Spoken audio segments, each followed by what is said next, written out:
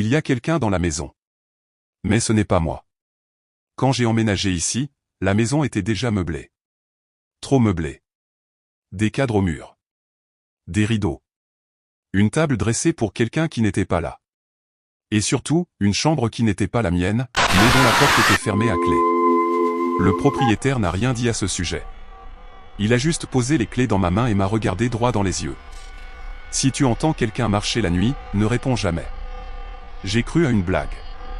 La première nuit, je n'ai rien entendu. La deuxième non plus. La troisième nuit. Je me suis réveillé à 3h14. Sans raison. Le silence était trop parfait. Pas un insecte. Pas le vent. Puis j'ai entendu un bruit au plafond.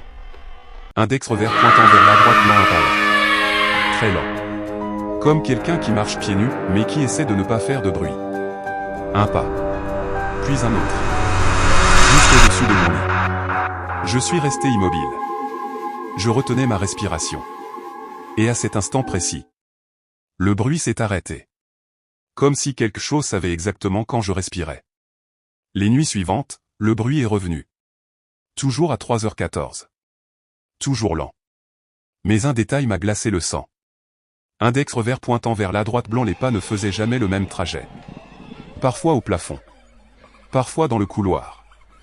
Parfois, juste derrière la porte de ma chambre. Un soir, j'ai murmuré, sans réfléchir. Il y a quelqu'un ? Le silence est devenu lourd. Épais. Puis une voix, très basse, juste derrière la porte. Pourquoi tu fais semblant de ne pas me reconnaître ? C'était ma voix. Le lendemain, j'ai fouillé la maison. Chaque pièce. Chaque placard. La chambre fermée à clé était au fond du couloir. La poignée était froide. Anormalement froide. Sur la porte, gravée dans le bois. Index revers pointant vers la droite blanc, ne pas ouvrir quand il est réveillé. Je n'avais jamais écrit ça. Je n'avais jamais vu ça. Pourtant, quelque chose en moi savait exactement ce que ça voulait dire. Cette nuit-là, je me suis filmé avec mon téléphone. Je l'ai posé sur la table, face au couloir. Je voulais comprendre. À 3h14, les pas ont commencé. Puis, index revers pointant vers la droite blanc, la porte de la chambre interdite s'est ouverte toute seule. Et quelqu'un en est sorti. C'était moi. Ou plutôt, une version de moi. Même visage. Même corps. Mais les yeux. Les yeux étaient trop ouverts. Trop fixes. Trop vides. La chose a marché jusqu'à ma porte. Puis elle a chuchoté. Chut, il écoute.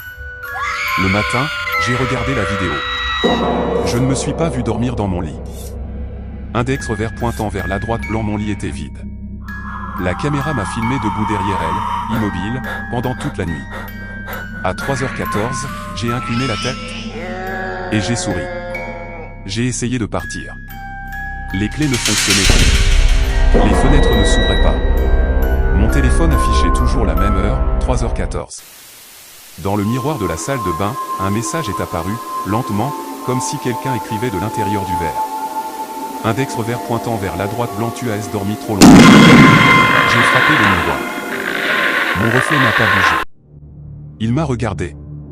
Et il a parlé sans ouvrir la bouche. Tu te souviens maintenant ? Des souvenirs sont revenus. Des cris. Un accident. Une nuit où je n'aurais jamais dû survivre. Index revers pointant vers la droite blanc, cette maison n'était pas nouvelle pour moi. J'y avais déjà vécu. J'étais mort ici. Et quelque chose avait pris ma place. À 3h14, la porte de la chambre s'est ouverte complètement. La chose s'est approchée de moi. Merci de m'avoir laissé sortir. Maintenant, tu peux te reposer. Je voulais crier. Mon corps ne m'obéissait plus. La maison respirait autour de moi. Le sol était froid. Le noir m'a avalé. Le lendemain, quelqu'un vivait dans la maison. Il allait travailler. Il souriait. Il parlait normalement. Personne ne remarquait rien. Sauf une chose. Chaque nuit, à 3h14. Index revers pointant vers la droite blanc, on entendait quelqu'un frapper doucement à une porte, depuis l'intérieur des murs. Et une voix fatiguée murmurait. S'il te plaît, n'écoute pas quand il parle. Ce n'est pas moi.